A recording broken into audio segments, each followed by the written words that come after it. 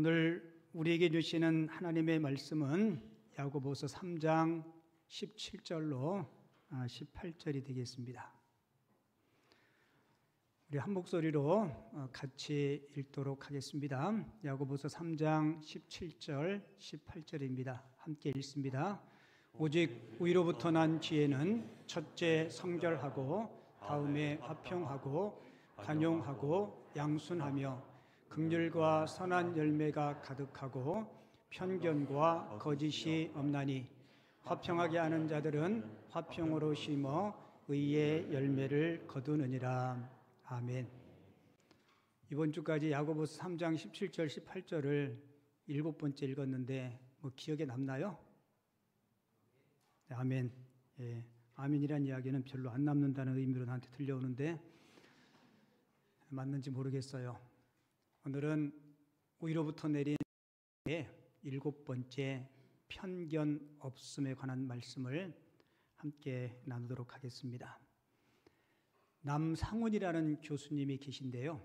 이분이 쓴 책 가운데 나는 왜 사람이 힘든가 라는 제목의 책이 있어요.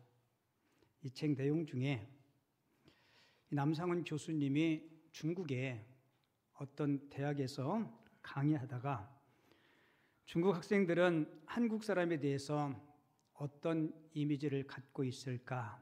이게 궁금해서 학생들에게 이런 질문을 했대요. 여러분은 한국 사람 하면 어떤 이미지가 떠오르나요? 라고 물었더니 한 학생이 손을 들고는 이렇게 말했답니다. 한국 여자들은 거의 대부분이 성형수술을 받았다고 하는데 그게 사실입니까? 라고 물었대요. 이 교수님은 그 학생의 그 답변을 듣고 왜 저렇게 생각할까? 아마 그 중국 학생이 만난 한국 사람은 아마 성형수술을 받은 사람을 몇 사람을 만나서 그럴까? 아니면 뉴스를 보아서 그럴까? 그러면서 이 교수님이 생각하기를 이런 생각이 아마 유형화 때문인가 보다라고 생각한 거예요. 유형화가 뭐냐면 단편적인 사실을 일반적인 사실로 보편화시켜서 판단하는 것. 이게 뭐라고요? 유형화. 단편적인 사실을 일반적인 사실로 보편화시켜서 판단하는 것. 쉬운 예를 들면 이런 거예요. 제 고향이 어딘지 아셔요? 예, 그렇게까지 길게 안 해도 되고 충청도 양반이에요. 어디라고요? 충청도 양반입니다. 왜 그렇게 붙여졌는지는 모르겠는데 전에 어느 분이 저한테 제가 충청도 사람인 것을 모르고 목사님, 제가 아는 어떤 사람이 충청도 사람인데요. 아주 충청도 사람은요, 음흉스러워요. 음흉스러운 게 뭔지 알아요? 마음속이 엉큼하고 흉악스럽다. 그거를 음흉하다라고 그래요. 제가 왜요? 그랬더니 자기가 전에 사업을 하다가 충청도 사람한테 사기를 당했대요. 그 후에 충청도만 보면 멍충이 같고 다 음흉스러워 보인대요. 그래서 제가 그랬어요. 저도 충청도인데요. 저도 음흉스러운가요? 그랬더니 가만히 있어요. 여러분, 단편적인 사실을 내가 어떤 한 사람 때문에 마음에 상처를 입고 피해를 보았다고 해서 그 부류의 사람들이 다 그렇다라고 생각하는 것. 이게 뭐예요? 이게 편견이에요. 여러분, 사람마다 각자가 가지고 있는 독특한 특성들이 있습니다. 그런데 그 특성을 무시하고 어떤 지역, 어떤 인종, 때로는 학벌 이런 것들을 무차별하게 적용을 해서 한국 여자는 다 성형수술을 받았다더라. 충청도 사람들은 뭐하다고요? 음흉스럽다. 어느 특정한 지역을 이야기하고 그렇게 말하면 옳지 않습니다. 이 유형의 문제는 잘못된 편견을 만들어 내게 되죠. 여러분, 편견이 뭐예요? 국어사전에 보면 편견을 이렇게 소개하고 있어요. 한쪽으로 치우친 공정하지 못한 생각이나 견해, 또한 선입견. 다시 읽어드릴게요. 한쪽으로 치우친 공정하지 못한 생각이나 견해, 또한 선입견. 선입견이 뭘까요? 선입견 읽어드릴게요. 어떤 사람이나 사물 또는 주장에 대하여 직접 경험하지 않은 상태에서 미리 마음속에 굳어진 견해. 이게 선입견이에요. 어느 분이 저를 딱 처음 보고 찔러도 피도 안 나오게 생겼다. 그게 뭐예요? 선입견이에요. 그죠? 근데 지나고 보니까 그렇지 않다라고 이야기하는 분이 계신데요. 예. 저 웃음은 진정성이 조금 없는 웃음 같아요. 제가 그 서울 남연교회로 부목사로 부임했을 때 저한테 한 교구가 맡겨졌어요. 근데 선임 목사님이 이제 다른 사역지로 옮기면서 제가 이제 남연교회 부교육자로 갔는데 이렇게 교족부를 가지고 와서는 한 사람씩 저에게 설명을 해주는 거예요. 제가 그 목사님한테 이렇게 부탁했어요. 목사님, 설명 안 해주셔도 괜찮아요. 제가 한 분씩 만나고 제가 섬기면서 제가 파악할게요. 좀 더디겠지만 그렇게 하는 게 좋겠어요라고 제가 부탁을 했어요. 왜 그런지 아세요? 선입견을 가질까 봐. 예를 들어서 그 목사님이 사역을 하면서 목사님, 여기 이분은요 음흉해요. 그러니까 목사님 조심하셔야 돼요. 근데 그분 한 번도 만나본 적이 없어요. 근데 그분한테 교족부만 보고 그렇게 설명을 들었어요. 만약에 그렇게 제가 설명을 들었다면 그분 딱 만났을 때 어떻게 보일까요? 오늘 설교 끝나고 음흉만 생각하면 안 돼요. 그렇게 보여질 거예요. 그리고 나도 모르게 경계심이 분명히 들 겁니다. 왜냐하면 그 목사님하고 그분하고 사이는 안 좋을 수 있지만 나하고는 사이가 좋을 수 있잖아요. 그래서 어떤 사람에 대해서 무슨 이야기하면 자기 주관적으로 그 사람에 대해서 평가하고 판단하고 말할 수 있기 때문에 저한테 이야기해 주지 마세요. 제가 그렇게 부탁했어요. 여러분, 편견이나 선입견을 갖게 되면 상대를요, 있는 그대로가 아니라 나만의 방식대로 보게 됩니다. 공감하시나요? 편견이나 선입견을 갖게 되면 상대를 있는 모습 그대로 보지 않고 내 방식대로 그를 보게 돼요. 그리고 편견은 자신의 생각을 바꾸려고 하지 않습니다. 그래서 편견이나 선입견이 많은 사람은 앞뒤가 꽉 막혔다라는 말들을 많이 들어요. 혹시 여러분들이 저런 소리를 간혹 듣는다면 우리 자신을 한번 성찰해 볼 수 있어야 돼요. 우리 할렐루야 성가대는 앞뒤 꽉 막힌 사람 없죠? 아멘 안 하시네? 있어요? 없죠? 예, 없으리라고 믿어요. 혹시 있다면 오늘 말씀 듣고 앞뒤 꽉 뚫리기 바랍니다. 그리고 이 편견은 핵심을 놓치고 지엽적인 것들에 매달리고 변화를 위해서 배우려고 하지 않아요. 그리고 편견을 갖게 되면 획일화된 눈으로 보고 판단하고 진짜가 무엇인지를 알려고 하지 않습니다. 그런데 문제는 이 편견, 이 고정관념, 이 선입견이 쉽게 깨지지 않는다는 겁니다. 그 남아프리카 공화국의 대통령을 역임했던 넬슨 만델라라는 분이 계세요. 이분이 노벨 평화상도 받습니다. 이분은 한평생 흑인에 대한 차별에 대해서 한가하며 싸워오셨어요. 그리고 30년 가까이 정적들에게 누명을 쓰고 감옥 생활을 합니다. 근데 저런 훌륭한 분도요, 자신에게 편견이 있었던 경험을 고백하면서 자기 부끄러운 모습을 반성하는 내용을 봤는데요. 이분이 한 번은 비행기를 타게 됐대요. 그런데 그 비행기를 조종하는 조종사가 백인이 아니고 흑인이었다고 합니다. 근데 자기가 탄 비행기 조종사가 흑인이라는 이야기를 듣고 자기도 모르게 마음에 든 생각이, 이 비행기가 가다가 떨어지면 어떡하지? 자신도 모르게 마음속에 그런 생각이 들더래요. 한평생 이분이 인종차별을 맞서서 싸워온 자신인데 비행기 조종사 하면 자기도 모르게 백인이라는 생각이, 백인들이 더 우월하고 잘할 거다라는 생각이,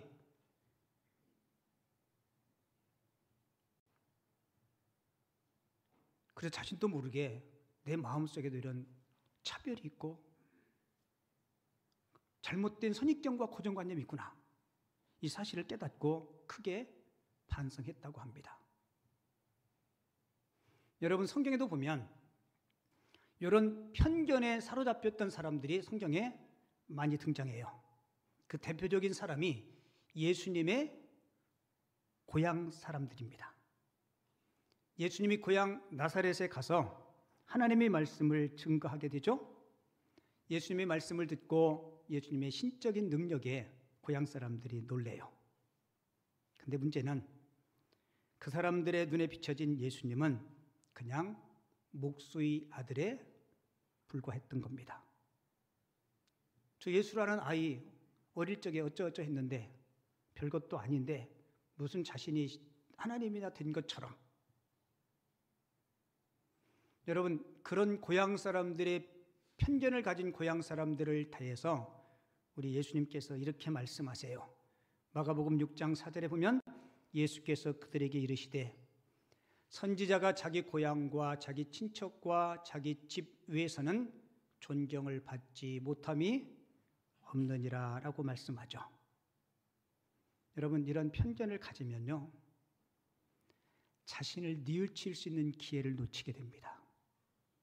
편견에 사로잡히면 이 편견이 우리 믿음 성숙에 장애물이 돼요. 그리고 예수님의 고향 사람들처럼 편견이 있으면 예수님을 바라볼 수가 없고 이웃과의 관계도 원만할 수가 없습니다. 그래서 예수님은 자신의 고향 나사렛에서 큰 능력을 행하지 않으셨어요. 자, 여러분 잘 들으세요.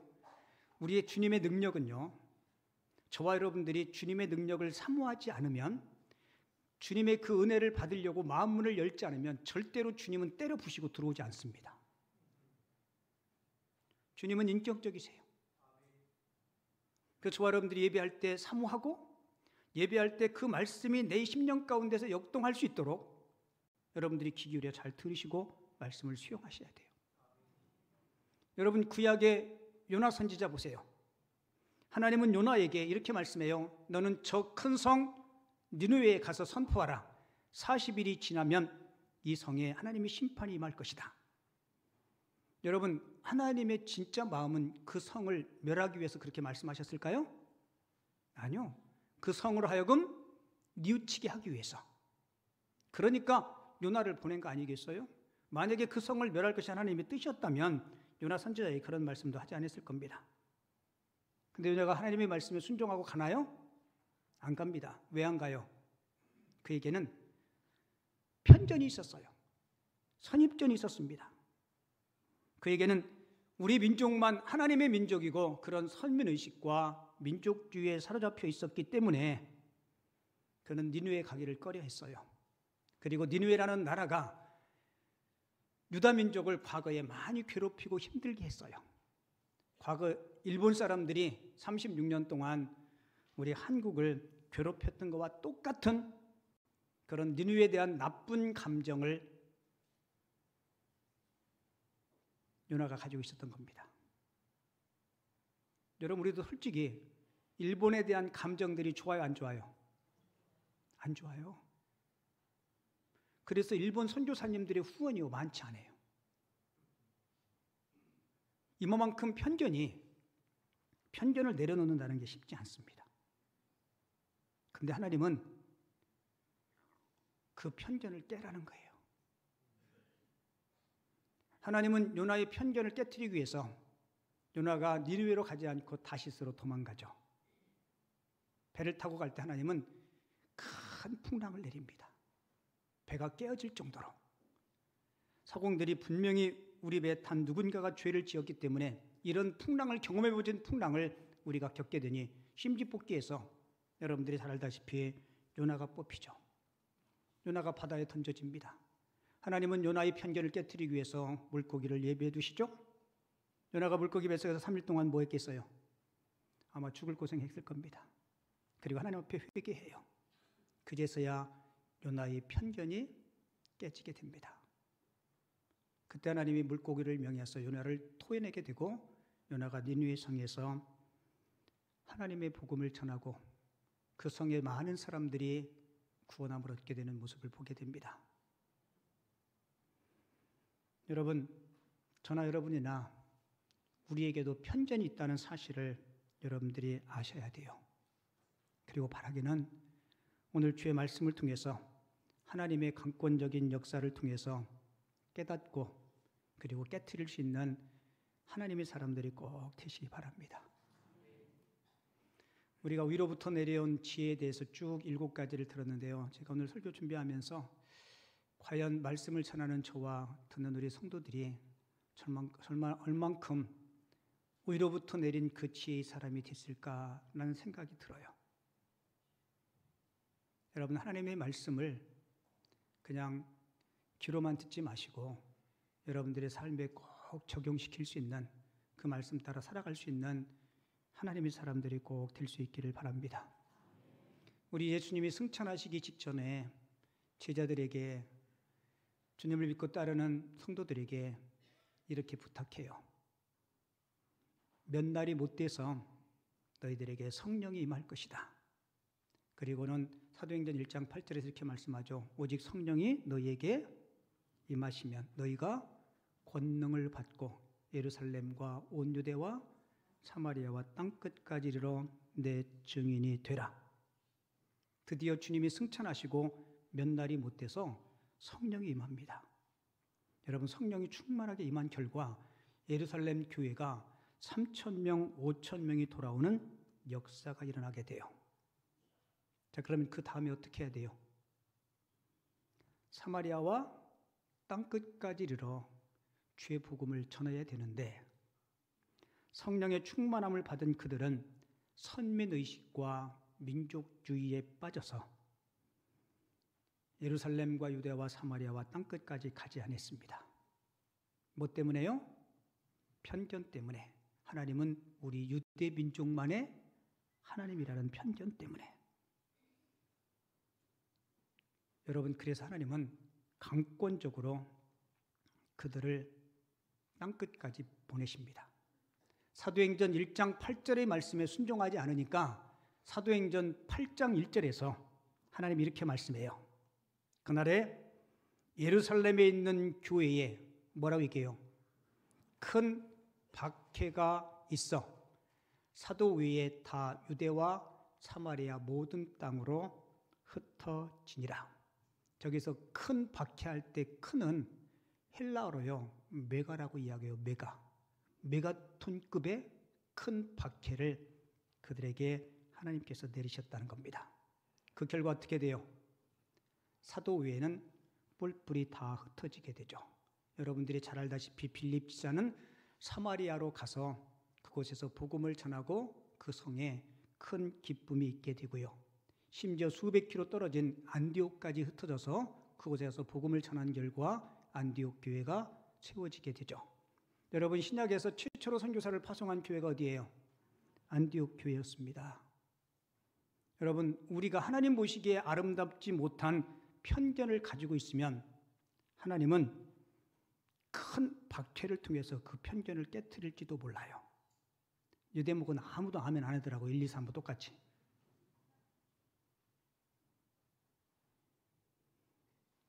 가끔요, 제 마음속에 이런 생각이 들 때가 있어요.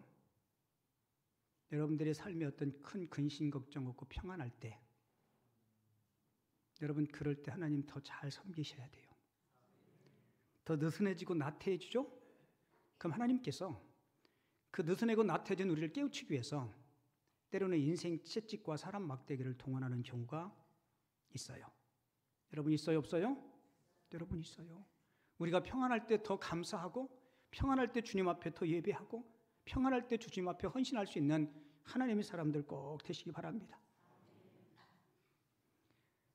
한국이 낳은 세계적인 성자라고 하는 한경직 목사님이 영락교회를 개척하시고 그 교회를 아주 건강하고 쓰임받는 교회로 세웠어요. 우리 보통 예배 드릴 때 송영이라는 걸 하잖아요. 예배 처음에 부르는 찬송. 한경직 목사님이 몇십 년 동안 송영을 옛날 바뀌기 전에 찬송가 3장을 불렀대요. 지금은 그 찬송가가 한 4장인 조로 이사 간 것 같은데요. 이천지간, 이 찬송 알죠? 만물 들어 복 주시는 주 여호와. 은혜가 돼야 안 돼요? 되죠. 근데 갑자기 이분이 3장을 부르다가 다른 장으로 송영을 바꿨어요. 그랬더니 예배 마치고 권사님들이 우르르 찾아와서 목사님 왜 3장을 안 부르고 다른 거 불렀냐고 그렇게 따지더래요. 그러면 4장은 은혜가 안 되고 3장만 은혜가 되나요? 왜 그랬을까요? 지금까지 그렇게 불러왔으니까 이 고정관념 때문에 찬송가가 바뀌니까 은혜가 안 된다는 거예요. 여러분 솔직히 우리는 낯선 것에 대한 거부감이 있어요. 만약에 제가 여러분들에게 우리 다 같이 주기도문함으로 예배를 시작하겠습니다. 그럼 낯설어요, 안 낯설어요? 우리 다 같이 사도신경 신앙 고백함으로 예배를 마치겠습니다. 그럼 낯설어요, 안 낯설어요? 왜 낯설죠? 지금까지 그렇게 해왔으니까 이게 낯선 게 바뀌니까 이게 이상한 거예요. 여러분 성경 어디에 예배를 마칠 때는 주기도문하고 예배를 시작할 때 신앙 고백하라고 그랬나요? 그러니까 우리 생각이요, 오랫동안 뭔가를 하다 보면 이게 경직화돼요. 제가 처음 교회 개척하고 그 상가에 천장이 낮잖아요. 그래서 강대상을 이렇게 높일 수가 없어요. 그래서 한 20cm? 한 뼘 정도 했어요. 그리고 저는 편의를 위해서 그냥 신발 신고 구두 신고 와서 이렇게 설교하고 예배 인도했어요. 근데 어느 경건한 권사님이 목사님이 강단을 신발 신고 올라간대. 그러면서 그 양반 설득시키는데요, 얼마나 힘들었는지 몰라요. 그래서 그분이 강단 청소할 때 그분은 신발 벗고 올라와서 청소해요. 나는 신발 신고 올라와서 예배 인도하고. 누가 이겼겠어요? 이구치기가 어디 있어요? 제가 그분한테 한참 설명을 했어요. 오늘 오후 예배 끝나고 뭐 한다 그랬어요? 기대감이 되나요? 예, 그래. 이쪽만 기대감이 되고 이쪽은 별로 안 되나 본데. 우리 성가대는요. 어디가 이길 것 같아요? 예, 꿈초원이? 별초원이? 전에 우리 교회 입당하고 한 5년 정도 부교육자로 섬기던 윤도수라는 목사님이 계세요. 그 목사님이 저기 구미에 있는 신일교회 담임 목사로 가셨는데요. 우리 교회에서 5년 동안 보름맞이 윷놀이를 같이 했어요. 그거 너무 재밌고 막 은혜가 되고 교제가 되는 거예요. 그래서 거기 담임 목사로 가서 첫 보름을 맞이하면서 당의 장로님들이 모여서 이번 보름 전에 오후 예배 끝나고 성전에서 윷놀이, 만세 윷놀이, 전에 부목사였을 때 남현교에서 했는데 너무너무 재밌고 은혜가 있고 교제가 된다고 그거 한다고 그랬더니 장로님들이 이러더래요. 얼굴색이 변하면서 목사님 어떻게 거룩한 성전에서 오락을 합니까?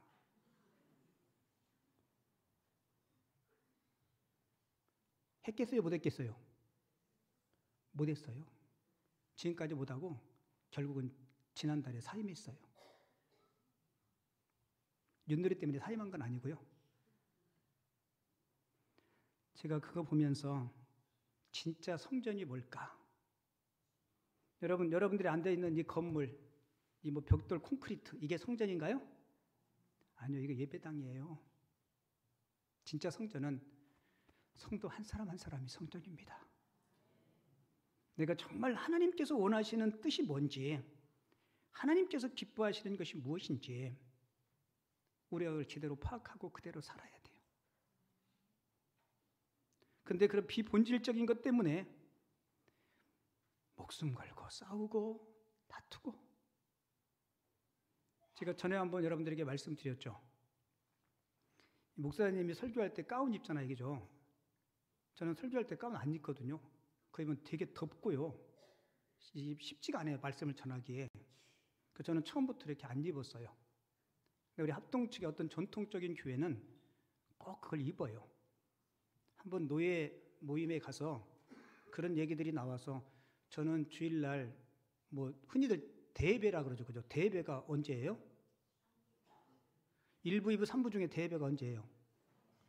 그럼 1부는 소예배, 2부는 중예배, 3부는 대예배, 5예배는 그럼 뭐야? 그 새벽 예배는 그 뭐 들러리요? 근데 사람들 생각이 되게 참 이상해요. 그 제가 그 얘기했더니 내가 대예배 때, 그분이 이야기하는 대예배 때 나는 가운을 안 입는다고 이야기했더니 어떻게 제사장이 가운을 안 입냐고. 근데 그 목사님은 입어요 그랬더니 입는데요. 그 목사님 새벽에도 입고 오후에도 입어요 그랬더니 새벽에는 안 입고 오후에도 안 입는데, 그러면 오전에만 대제사장이고 오후에는 안 입니까? 내가 그 얘기했더니 선배 목사님인데 가만히 있더라고요. 여러분, 진짜 거룩이 뭐고 진짜 성전이 뭐고 진짜 믿음이 뭡니까? 여러분 가정의 삶, 여러분들이 직장의 삶, 세상 말로 이야기하면 개판 5분 전이면서 교회 와서 우리가 거룩 찾으면 그게 진짜 거룩입니까? 아니잖아요. 여러분, 진짜 믿음은, 진짜 거룩은, 진짜 하늘로부터 내려온 지혜는요, 여러분들의 삶에서, 가정에서 열매로 나타나야 되는 줄을 믿습니다. 예배당 안에서는 다 성자야. 저 예배당 안에서 싸우는 사람 못 봤어요. 다 성자야.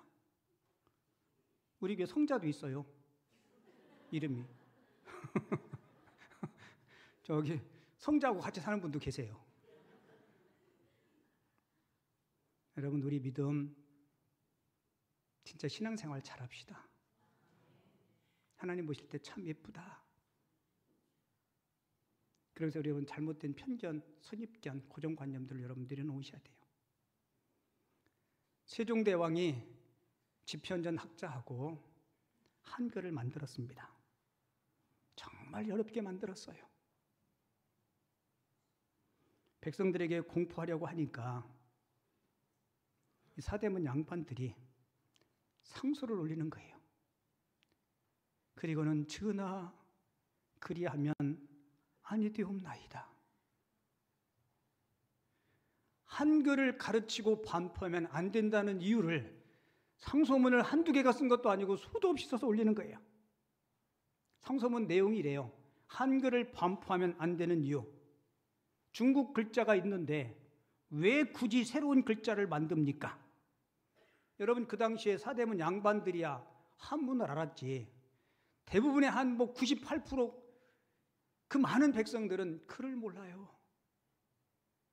그래서 그 한글을 만들었는데 이놈의 사대문 양반들이 왜 중국 글자, 좋은 글자가 있는데 왜 그런 원문을 만듭니까? 그리고 두 번째 상소 이유가 뭔지 알아요? 중국 사람들이 싫어한다는 거예요. 사대주의에 빠져서 중국이 우리 글자 만드는 것을 싫어합니다. 그리고 자기 글자가 있는 사람들, 그 나라들을 보면 몽골이나 여진 같은 자기 글이 있는 사람들은 야만족입니다. 왜 한글을 만들어서 이 민족을 야만족으로 만들려고 합니까? 여러분, 만약에 그때 그 양반들의 그 편견 때문에 한글을 공포하지 못하고 한글을 온 백성들을 글로 만들지 않았다면 지금 이 자리에 있는 우리들 중에도요, 문맹인들이 많을 거예요. 맞아요, 안 맞아요? 여러분, 맞아요. 여러분, 우리에게는 원칙이라는 게 있습니다. 그죠? 우리가 살면서 절대 진리는 바꿀 수가 없습니다. 바꿔서도 안 되고요. 절대 지키는 진리는 목숨 걸고 사수해야 됩니다.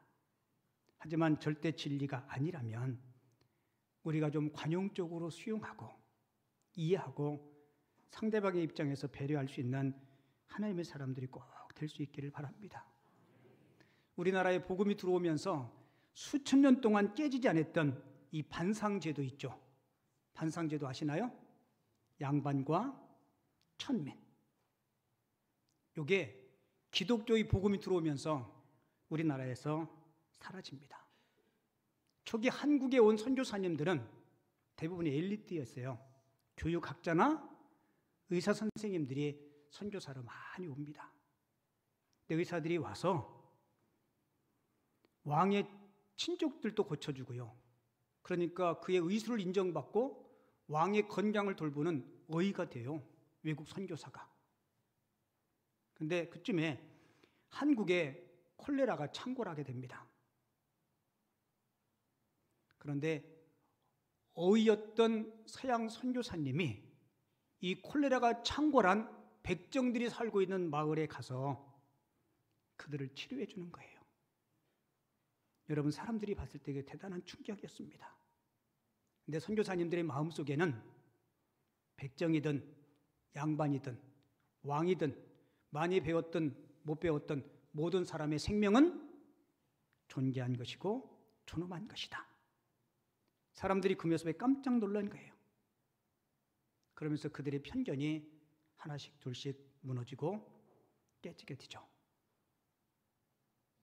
여러분에게 질문 하나 드릴게요. 지금 우리나라 대한민국이 단일 민족인가요? 아니면 다문화 민족인가요? 예, 다문화 민족입니다. 어느 분이 그래요. 대한민국에 외국에서 와서 일하고 있는 근로자들이 다 빠져나가면 제조업이 돌아가지 않을 거라고. 근데 저도 여러분들도 우리에게도 참 민족주의가 굉장히 강해요. 여러분 그거 내려놓으셔야 됩니다. 다양한 문화를 받아들이고 수용하고 함께 공존하고 살아가야 돼요. 우리가 그런 시대에 와 있습니다. 이야기 하나 하고 말씀 마칠게요. C.S. 루이스라는 경건학자가 있는데 이분이 쓴 책에 있는 내용이에요. 어느 날 사회적으로 존경받는 한 영국의 신사가 도서관에서 책을 읽다가 기독교 서적을 읽었어요. 근데 기독교 서적을 읽으면서 나도 이제 제대로 믿음 생활을 해야 되겠다.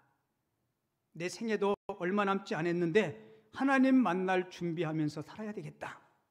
책을 읽고 도전받고 감동받아서 이렇게 다짐을 한 거예요. 책을 읽다 보니까 점심때가 됐어요. 배가 고프고 그래서 점심 식사를 하는데 먹고 나니까 이렇게 식곤증도 오고 그 비몽사몽간에 가만히 앉아 생각해 보니까 내 인생 지금까지 이렇게 살아왔는데 지금 뭐 내가 애쓰고 용쓴다고 해서 뭐 많이 바뀌겠나? 이렇게 생각하고는 아무 생각 없이 버스를 타고 집으로 돌아오는데 그 버스 안에 그 영국의 신사의 뒤에서 악마가 그 모습을 쳐다보면서 그의 생각을 바라보면서 씩 웃었다고 해요. 여러분이 교회에 오셔서 7주에 걸쳐서 위로부터 내린 지혜를 같이 배우고 들었습니다. 그리고 아멘도 하셨어요. 그리고 나도 그렇게 하고 싶다고 마음으로 다짐도 했어요. 그런데 여러분들이 삶 속에서 나 자신을 내려놓지 않고 그냥 도루묵되면 우리 뒤에서 우리를 지켜보고 있는 악한 마귀가 뭐 할까요? 미소 지을 거예요. 너 그럴 줄 알았다. 사랑하는 성도 여러분, 하나님의 말씀을 귀로만 듣지 마시고 듣고 있는 자가 아니고 그 들은 말씀을 꼭 삶 가운데 실천하고 순종할 수 있는 하나님의 사람들 꼭 되시기 바랍니다. 우리는 솔직히 편견에 치우치기 쉬운 사람들이에요. 여러분 절대 진리가 아니라면 여러분들이 너그러운 마음, 관용의 마음 가지고 모쪼록 편견에 사로잡히지 않는 하나님의 사람들이 다 되어줄 수 있기를 주님의 이름으로 축원을 드립니다.